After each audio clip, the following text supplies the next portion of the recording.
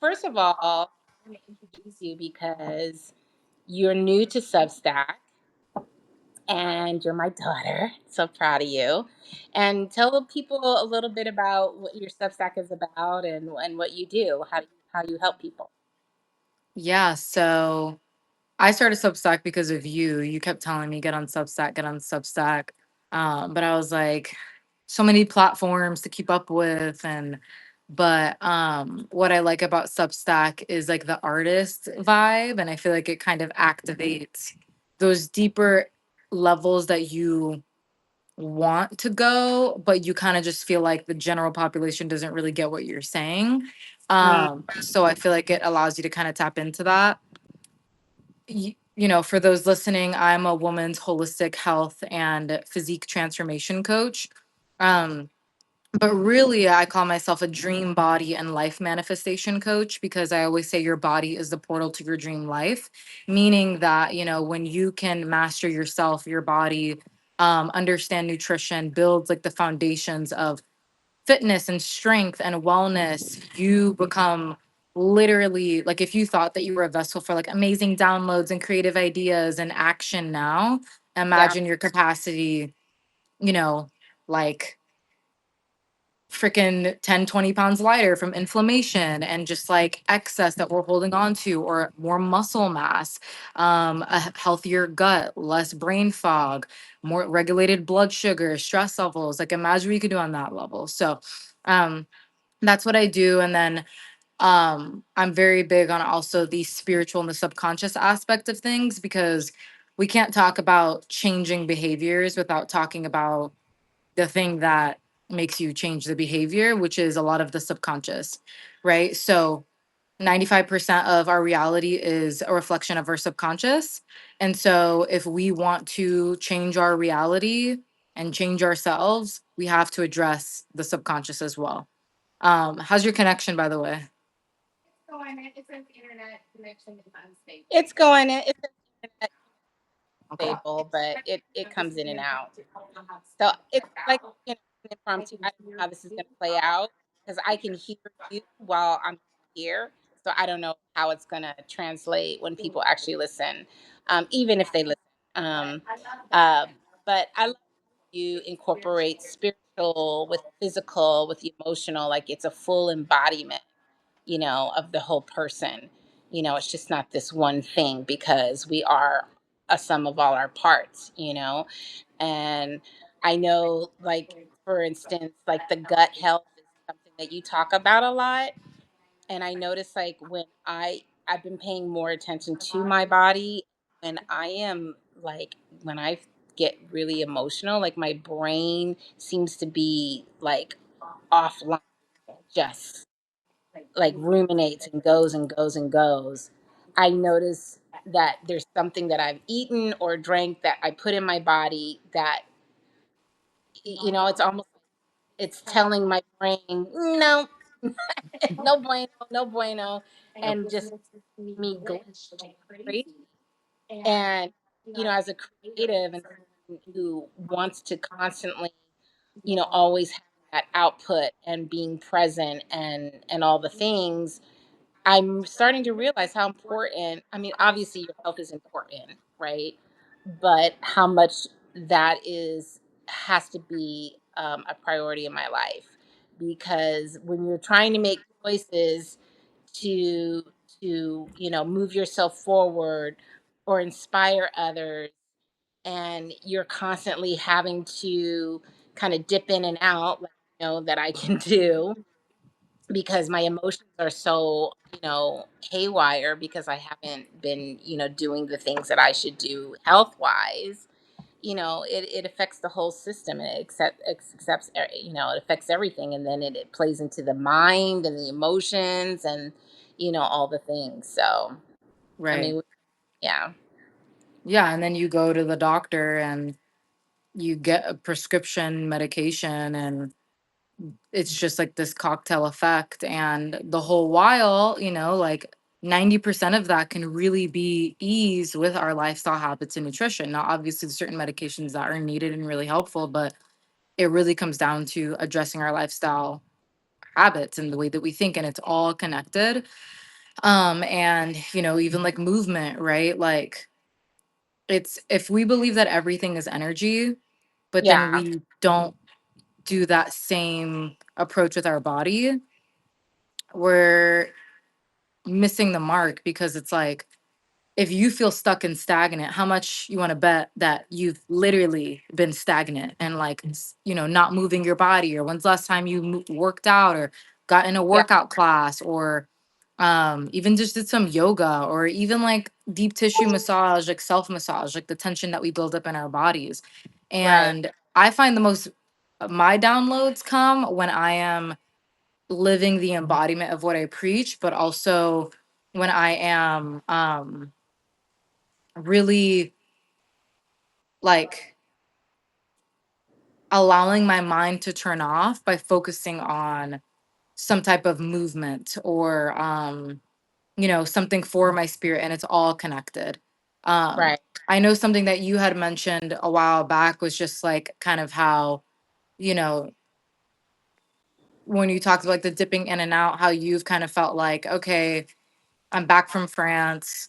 I'm ready for this next sequel or prequel or both, and I'm kind of seeing which ones. I don't know if this was a secret. No, it's good. Okay. All good. Um, and you were mentioning like how you're feeling like your body, just you're needing to like lift a weight or move or exercise, on how your body is signaling to you, we need to like move in order for like this next phase of this Yeah. book to like be birthed. And so I'm curious, like, what like has come up for you there, and then also like what do you feel like is the biggest challenge with doing that? Because I feel like, going back to the beginning of the conversation around the best things come from taking action that's uncomfortable or scary or Yeah. hard, it's like Yeah. one of those things that it is hard, and the hardest thing is starting too. And then once you get a groove on, it's easy. But then if you fall off and you let that go on too long, it's always the getting back on it that feels like the hardest thing. So Yeah. what do you feel like, why do you personally feel like that's kind of something that's been coming through for you personally? And what do you feel like is the biggest challenge with having, like, taking action on that? Yeah. It's a great question because, that whole France trip was such a game changer for me in terms of doing something that scared me.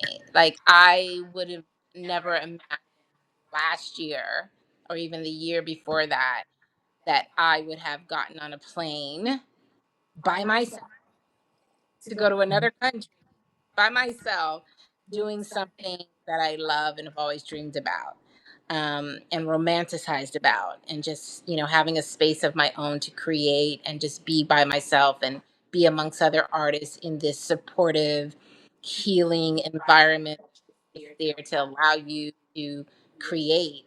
And I think that, you know, those those 2 years that we were that I went through so much change, with all the big moves that we made, and not being a full-time mom anymore to you guys, your brothers and sisters, and you, and it was such an identity shift for me. And it was so terrifying because I felt so ungrounded, like I didn't know who this person was. And I feel like I've always sort of done things, you know fear, like I've always sort of had followed my gut and gone for things. I mean, I moved to New York when I was, right out of high school. Well, I moved out of the house when I was 18, and then I moved to New York when I was 19. And I've always done the things that I've wanted to do, but when you're so down, when you've held on to something for almost 20 plus years, and then it's almost like the rug is pulled out from under you, and you're called to, face fears that you didn't even know that you know and I felt like I didn't have anything to hold on to. I didn't have you guys to hold on to. I didn't have daddy to hold on to. I didn't have a career to hold on to. I didn't have, all these things that, I self-identified with. So, taking that trip and just even applying to that residency, was terrifying to me. Like, to, you know, to have the audacity to just apply to something that I and there's, that's a whole other thing. But I think even just taking those little tiny steps of courage, you know, it may seem, so basic to anybody, but it is such a huge thing when you're filled with fear. And so when I sent that application, that was such a huge boost to, oh wow, I okay, wait a minute, there she is. There's the fearless girl. There she is. And when I got accepted, then I had to overcome not, saying no to it. Like, you don't know how many times I was just wanting to say, "Oh, I'm not gonna go. I'm not gonna do this." And then I had to do a GoFundMe and raise the money. That was another scary thing. I don't like to ask for help. And it's just one thing after the other. So, long story short, getting to this place where you are taking those tools and applying them to different areas of your life, where fear, meets you. And, with writing, I don't know how you've been finding this with yours. With Hi Don, hi Mark, people are joining. This is my daughter, by the way. She's new to Substack, so we're just doing this impromptu, talking about fear and doing things scared. Um, so, you know, like, I woke up this morning and I was just like, I'm gonna get up. I can't do this anymore. I've lost all with my writing. I felt like I had lost that momentum from the writer's residency to my book event. And then there was this space of silence. And I felt like I had lost momentum and I didn't know how to step into that anymore. And I felt creatively just like a drought. And I haven't felt that like, I don't even remember the last time I felt that. And it scared me. And so this morning I woke up and I was like, I'm going to delete my publications. It's not worth it. I'm starting to write, you know, I don't feel authentic anymore. I don't like I forgot why the joy of it, things. And I got this beautiful voice note from a friend of mine who I had left a message for, telling me, every time she reads me, she knows it's me before she knows it's me, and that I don't need to go burning things down and deleting myself. Hi, Sherry. Hi, Alexis. So good to meet you and welcome to the community. Oh, that's Martin. Alexis. It's one of Thank you. my buds. That's my bud. He's so encouraging. It's like you don't even know. That's my guy. Um, so yeah, I don't know if I answered your question, but I just feel like doing things scared and the vulnerability that it takes to constantly put yourself out there. And I mean, I see it with you. I see it with these client calls that you get on with every single day, and helping them work through doubts and insecurities or whatever it is that, would keep them from their health goals, I mean, how do you see that play out? I think it kind of goes back to action is like the remedy, I think, to fear. Because fear is really just the projection of something bad or scary happening, right? And it's like whether that's based off of past experiences, whether it's based off the fact that like you've never done it before.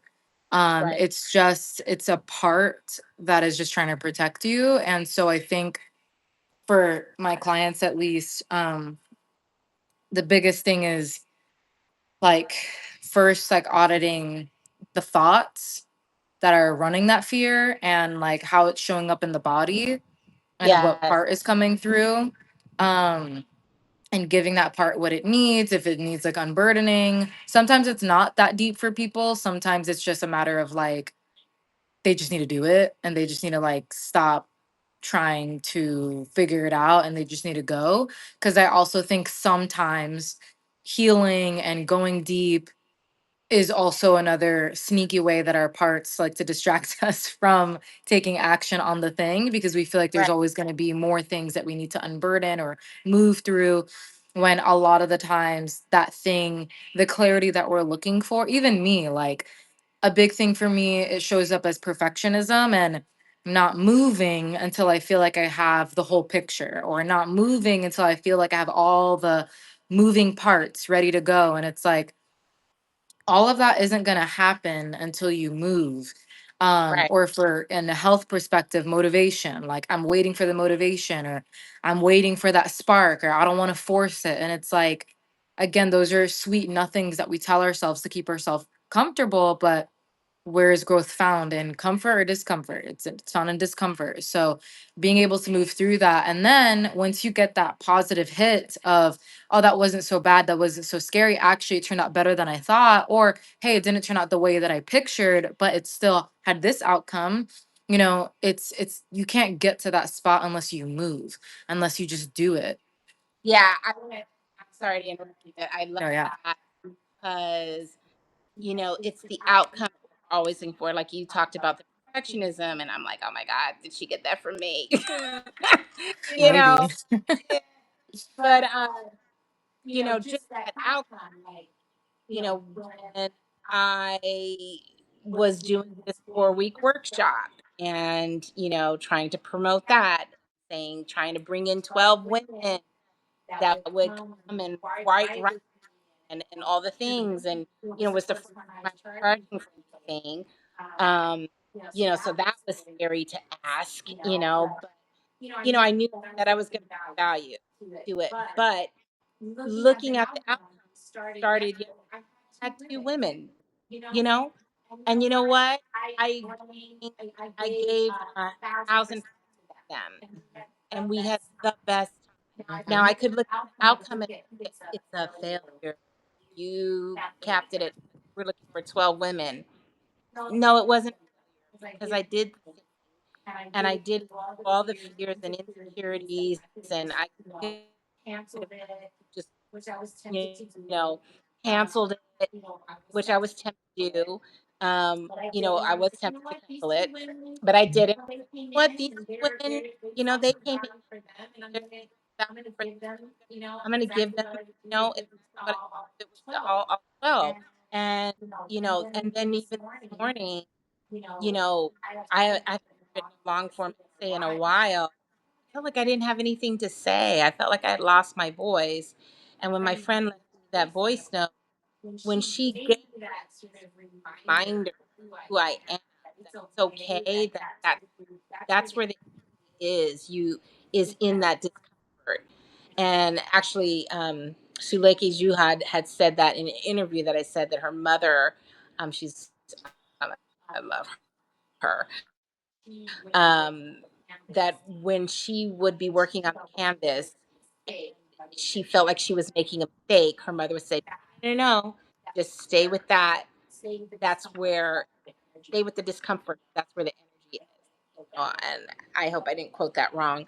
But as soon as I got, I, as soon as I finished with her voice note, I wrote a little essay on my in my notes on my phone.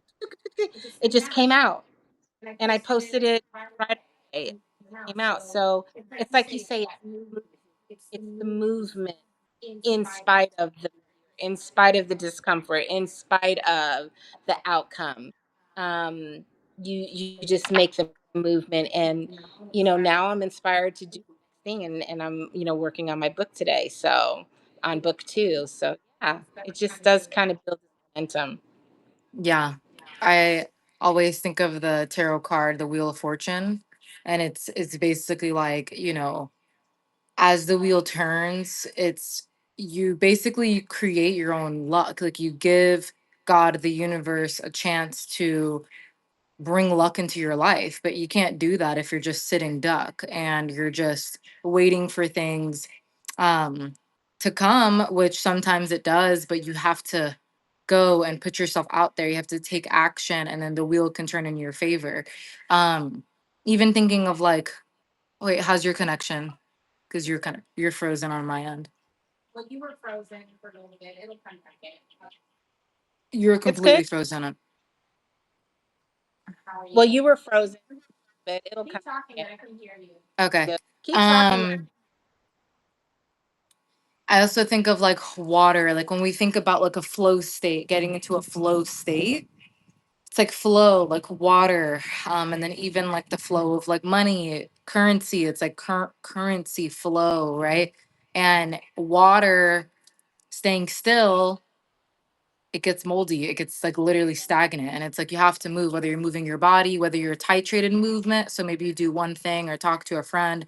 Sometimes I do feel like if I'm not moving, the universe, God, whatever is your jam, loves us so much that it will bring the inspiration to me or to you if I'm like just numbing out or avoiding like on the couch. Whether I'm doom scrolling and then it's like the perfect reel pops up that it's exactly what I need to hear that gives me the spark of information to go move, or someone voice notes me, or even like earlier today, I was feeling like uninspired and this and that. And then one of my friends from Substack, actually, his name is Jack, he posted something. And then I just for some reason opened who liked the post. And then I saw this other girl who I was familiar with. I clicked her page and I saw that she was doing a visibility sprint challenge, which is exactly what I wanted to do. I said, told you the other day, I'm doing a 30-day capacity sprint for visibility, voice. Like that is like the themes that have been showing up for me. Hmm. Oh, I love that. The Wheel of The Fortune wheel of could be fortune. thought Go ahead. of as the water wheel of the cosmos. I never knew that. So I love that. Um, and she had like literally it's called what jailbreak June is what she's calling it. So she's literally doing a 30 days of not shutting the F up. And she's sharing like the visibility wounds, and we're doing a challenge, and I'm like, you know what, like I'm gonna do it. And so I'm in the chat now, and it's like I went from uninspired to being in a 30-day visibility sprint challenge, j- just by like asking God universe, like, can you just guide me real quick? Like, please. Like, I know that I know all the things now. I've asked ChatGPT a million questions, but it's just one of those things when you're constantly in an identity shift, you're constantly shedding, you're constantly transforming, Yeah, especially as new goals and new desires get birthed from you. It's exactly. never ending. So momentum, Well, movement, all of you know, that. I think what I would, I think where this is where I need to strengthen is remembering, and Martin might want to speak to this. He's got such wisdom, and Sherry just, and I love Sherry, my Sherry, but where it seems like you kind of you go through these seasons where you learn the lesson, it moves you, go through the, you come through on the other end, and then everything, you're skating along and awesome and everything's wonderful, and then all of a sudden it's like it hits you again. It's that same feeling, it's that same, it feels so familiar, it feels like you've been here before, and you're like, where are the tools? Do you know what I mean? I don't know if that's just another level of learning, like something else I have to learn, or is it that I didn't learn what I was supposed to learn, or I forgot. You know what I mean?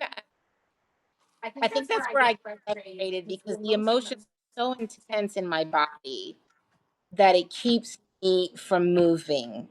And, like, I literally, I just stop. I go into hibernation mode, which I think is fine. Some people, they need that in their process and how they roll. I don't think there's some formula.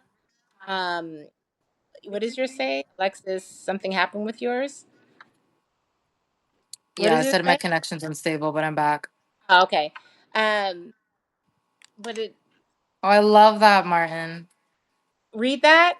As woman, you have a very extraordinary gift. You're the embodiment of the divine feminine. You literally bring things to birth. That is your superpower, the ability to manifest. But it's the birthing part, Martin, that's very painful. I mean, it's true. True. I think it's, physically birthing something is painful, and spiritually birthing something is painful, you So know? I And honestly think that's why I do this work, because think about what it does to the body to not just birth like a human, but like literally birth ideas. And, as women, we mm, can manifest, we can quantum leap all these things, but even what that does to the body, like, we're still in a human body, and what it does to your nervous system, what it does to your gut. And I love astrology for this stuff too. Like, for those who are into astrology, I just entered my first Saturn return, transiting my first house of the body, the self, and identity. And I've just noticed that everything just feels heavier because I'm quantum leaping, like I'm making these leaps and bounds and I'm shedding old identities.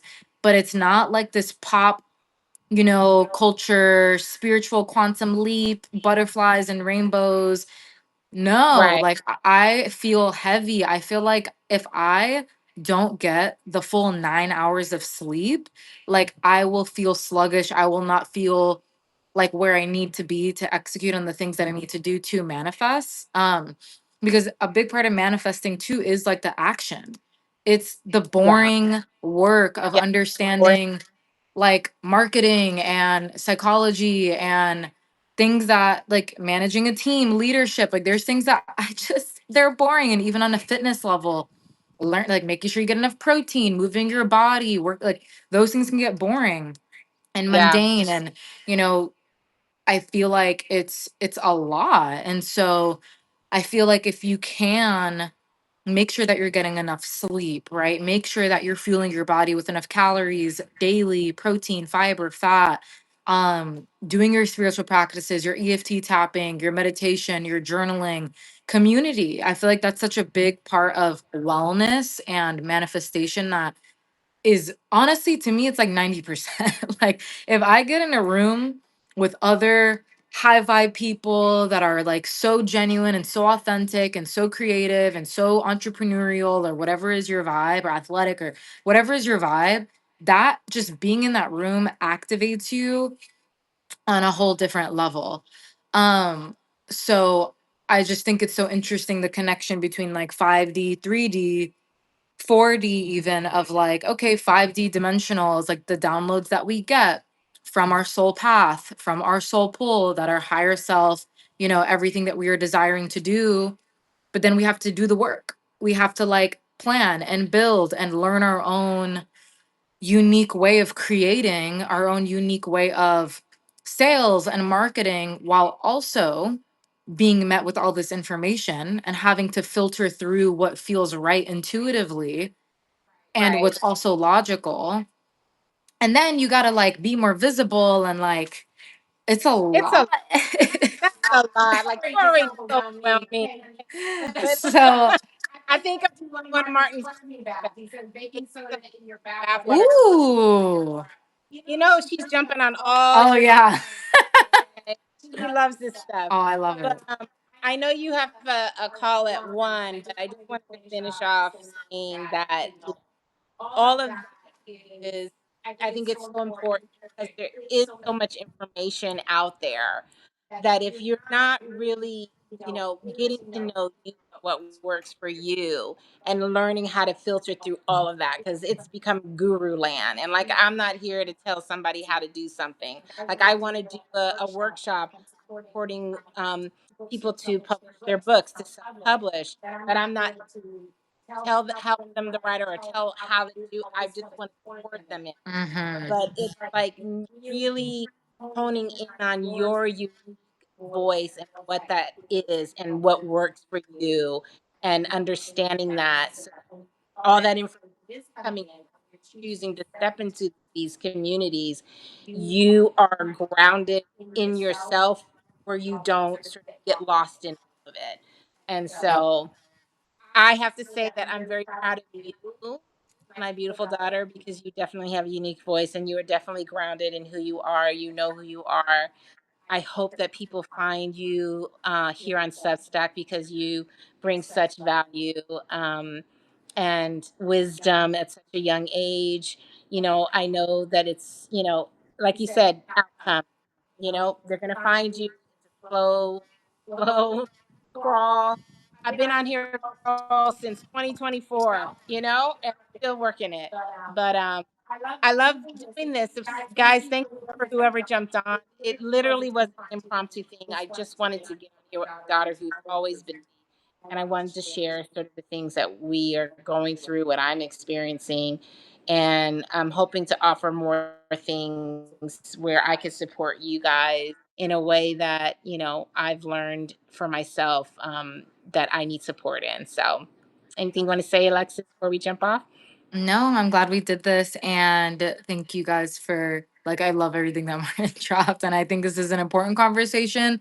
It's the year of the horse. Everybody's making moves or they want to make moves, but they're feeling that it's a lot, right? So I think that this is much needed. And yeah, if you guys I love what you said about the guru land, and that's my biggest thing too. Is I think we just need to connect back to like our own unique seat of the soul, right? Like our seat of the soul, and then move from that place versus externalizing our power Yeah.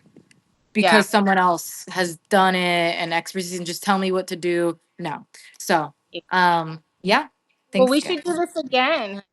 Like, make it a thing, maybe once a month, Yeah, we'll see. No I, kidding. thank you. I I don't like don't know, committing. but No, thank but you we'll guys have you for on my joining. podcast. I love you, girl. I Love love you you. guys for joining in. Mwah. Bye. Bye.